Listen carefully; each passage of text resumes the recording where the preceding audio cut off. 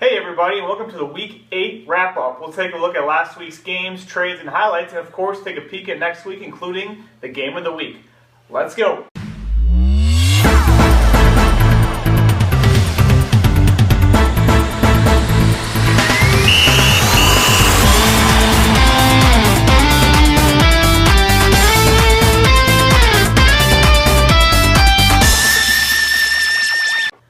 Let's start off with last week's matchup between Craig and Kevin Drury. Kevin's aptly named his team name Bye Week due to his 1-5 record, but that didn't stop Craig from giving him his second win. That will hurt Craig's playoff chances as well as hurting Kevin's draft number. Your high scores this week was Dan Drury with 120, who I had the pleasure of playing, and Eric with only 57 points. Of course, this week we all saw when tragedy struck in Buffalo. Both of Buffalo Bills running backs, C.J. Spiller and Fred Jackson, went down to injury, leaving everyone scrambling to pick up a Buffalo running back on the Week 8 waiver wire. Weber was able to pick up Anthony Dixon. I was able to pick up Bryce Brown. I actually didn't even put in a waiver wire for Anthony Dixon as I'm putting my money on Bryce Brown. We'll see what happens.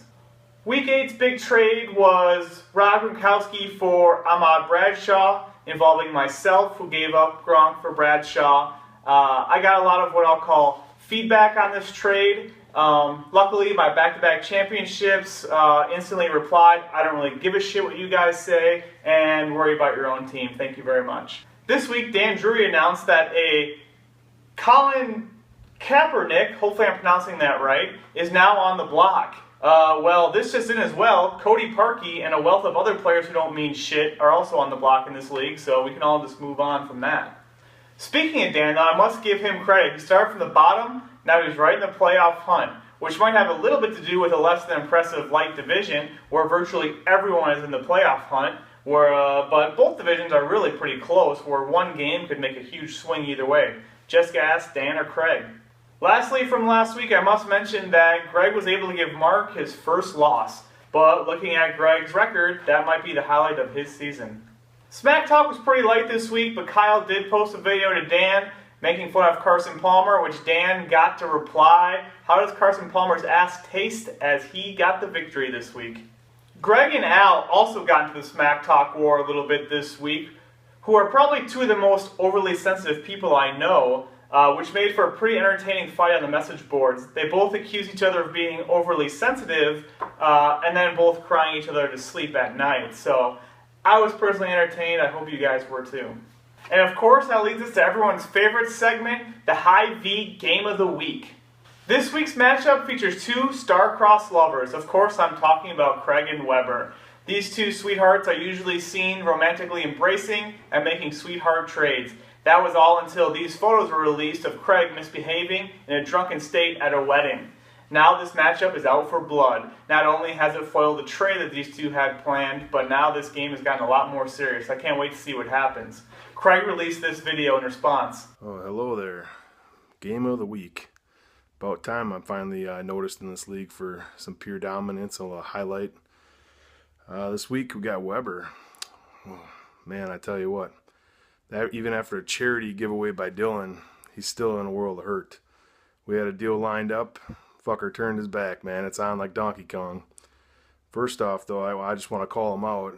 He's having a moderate success this year, and a lot of that's due to the fact that his girlfriend sets his lineup.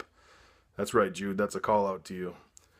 Other than that, you know, I guess I'll just keep it to the cheap beer this week because I don't need to celebrate. It's going to be an easy one.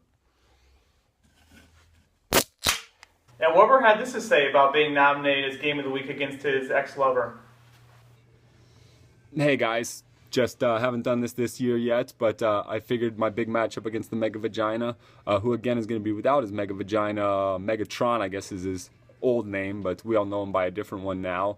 But you know, just setting my lineup, putting Gronkowski in there, taking McCoy off his bye. Obviously I lost Kirk Cousins to his starting job, but I'll put Tannehill in there, who's been on a tear lately. Got Lamar Miller, Antonio Brown, you know, when he's not catching touchdown passes, now he's throwing touchdown passes. And we all saw the video of him kicking the punter in the face. That's my game plan this week against Mega Vagina, is just put my fat size 12-foot right upside his dome and take it to the house and get up to 6-2. My team's pretty set right now.